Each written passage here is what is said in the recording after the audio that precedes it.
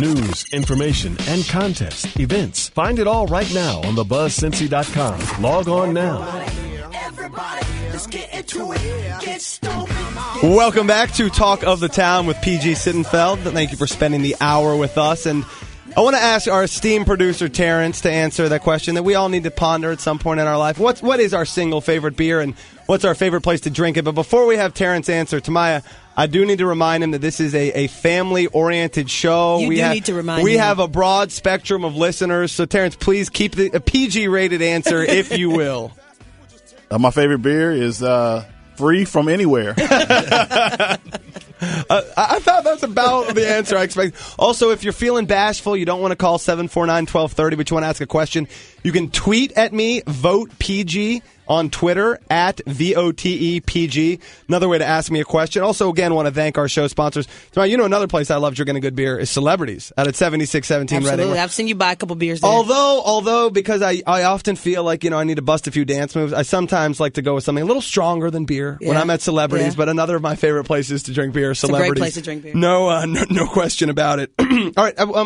Thinking about advertising around beer, it looms so large in our culture, right? I mean, I feel like when people settle in to watch the Super Bowl, they're watching for the Bud Light and the Coors Light commercials almost as much as they're watching for the game. When did this sort of advertising universe around beer become what it is today? I don't know, Steve, do you want to, or Greg? Go ahead. Well, actually, it was developed mostly around the time that big national brewers came into prominence. There was a way that they knocked out a lot of regional players. They were able to put these big national campaigns together, and one of the biggest ones was when Miller Lite came out around 1975. It was where they had the with less filling. Oh, it tastes great. Tastes great, less filling, and all sure. that. And you remember those ads from a long, long time ago?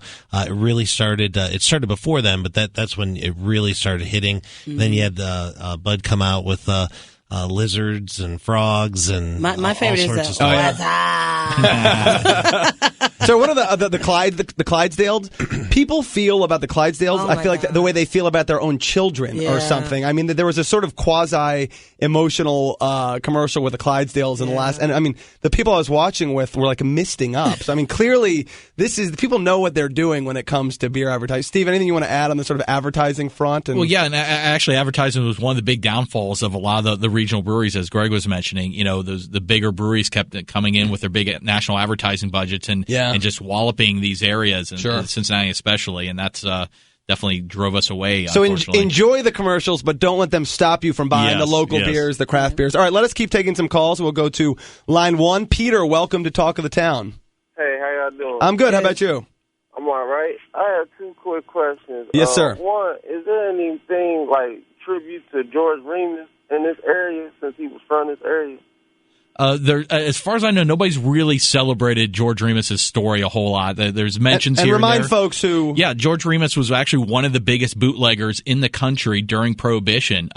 He was from here. He bought a bunch of liquor stores and used the doctor's prescriptions to illegally to serve up more alcohol. He had a house over on Price Hill. A little medication. Yeah, he actually lived in one of the old brewers' mansions over on Price Hill, and his name should be as widely known as Al Capone, and it's not. And that's again a part of our history that hasn't really been celebrated as much. Well, Steve Hampton, as the historian for the Brewery District, and maybe you can help incorporate that somehow. Well, and we're actually celebrating a lot of Cincinnati's brewing heritage, and tying into that, we're working on Cincinnati Brewing Heritage Trail that will really be a world-class trail to celebrate our heritage of all those elements and showcase that to the world. And we want to talk about that. Peter, question number 2. Hey, and what's the difference between malt liquor and beer? Because I heard malt liquor, they consider that liquid crack. What's the difference? There's one big difference, and that is a higher alcohol content. They do use more malt in malt liquor, which does create a more fermentable, which also creates a higher alcohol content to the beer. It also is a much smoother beer in flavor. There's virtually no bitterness to malt liquors, and there's all sorts of forms of malt liquor out there, both in the craft beer end as well as big domestic premiums. Sure. Well, we've got history on the mind here. The Brewery Heritage Trail. I think a lot of folks, the folks that know, are very excited about it, and a lot of people are probably saying, "What's the Brewery Heritage Trail?" So whichever one of you wants to speak to it, it's going to be. I mean, I obviously wearing my council cap. Anything that brings tourism, that brings jobs, commerce, this is good. But I think a lot of people would just say that sounds fun too. Is it, Greg? Well, I think it's a celebration of Cincinnati's brewing history. It's something that we can create heritage tourism with here in Cincinnati. We have a lot of great riverfront projects going on, the casino, many things happening up and over the Rhine, as well as through all 52 neighborhoods in around Cincinnati. However, the Brewing Heritage Trail is really going to be a great economic tourism vehicle. Yeah, and there's going to be multiple. And tell folks, what if someone goes on the Brewery Heritage Trail? What are they actually doing? Where are they going? Right, there's going to be multiple components. There'll be a physical sign trail with signage on buildings, signage in the right-of-way, gateways through the neighborhood, linking all the physical sites that are still here, the historic sites. There'll be a strong virtual component, both online and with the technology. You can hold up your smartphone and see old photos and movies projected, and an extension of guided tours as well, so you'll be able to just interact with it on your own. You can take guided tours, so you're going to be interact with this in multiple different ways. And I myself am not a big bourbon guy, from time to time, but this is somewhat analogous to Kentucky's Bourbon Trail. Is that correct? It is bourbon history, bourbon heritage trail, whatever they call it. Yeah, I mean it's kind of like when we started it, we were wondering geez, if Boston has the Freedom Trail and Kentucky has the Bourbon Trail, why can't Cincinnati have the Cincinnati Brewing Heritage Trail, celebrating our brewing history? Because we do have one of the, if not the largest, but one of the largest collection of pre-Prohibition actual brewing sites that are still standing to this day, both in over the Rhine, the West End, and also in other many parts of Cincinnati. It's not just in this area. It actually says, even all the way up to Sharonville and Westchester, where a lot of the brewers had their farms. You still see those names on the road. Some of those farms are still up there. So that heritage extends throughout the tri-state. Sure. Now, T and I were sort of talking earlier in the week that there's an actually sort of beer is a hot legislative topic right now. DC is definitely taking notice of all the beer consumption, and we wanted to kind of talk a little bit about the small brewer. I can never say the word brewer. Reinvestment and expanding Workforce Act, or as it's called, the Brew Act, up in D.C. Can you tell us a little bit about it? What are our congressmen looking at, or what are they considering? Well, actually, there was legislation brought forward by Representative Gerlach out of Pennsylvania and Representative Neal out of Massachusetts. One's an R and one's a D. And we love bipartisan. If anything can bring the people of Congress together, it's a nice cold one. Yeah. And they brought forward legislation called the Small Brew Act, which would actually help recalibrate the taxes that are on beer for small brewers. And what's an interesting story is the excise tax on beer actually was brought out to help fund the Civil War. So it's a somewhat ancient tax. It's an ancient tax, and the last time they recalibrated it for small brewers was in 1976.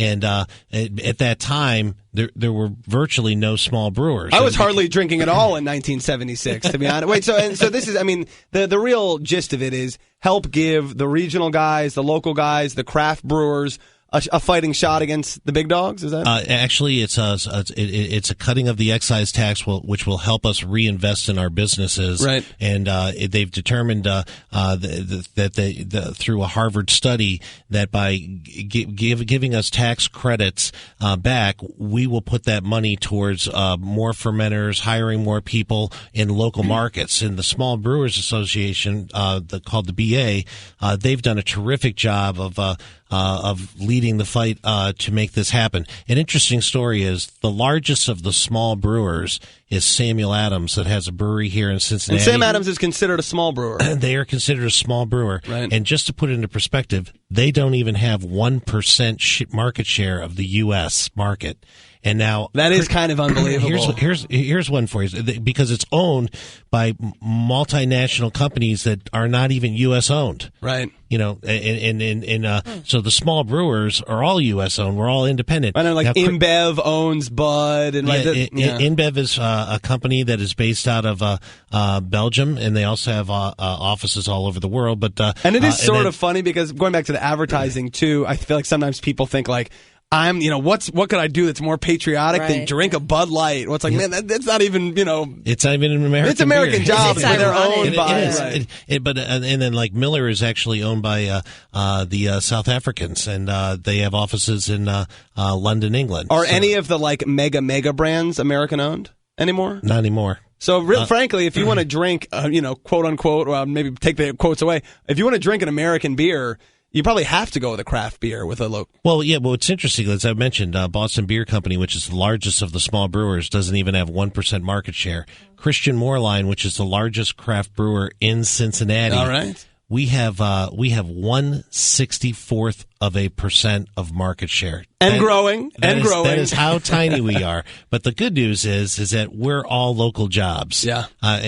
So this act, which is a recalibration of the tax for small brewers, would actually cut it in half. It's a total investment nationwide of $35 million.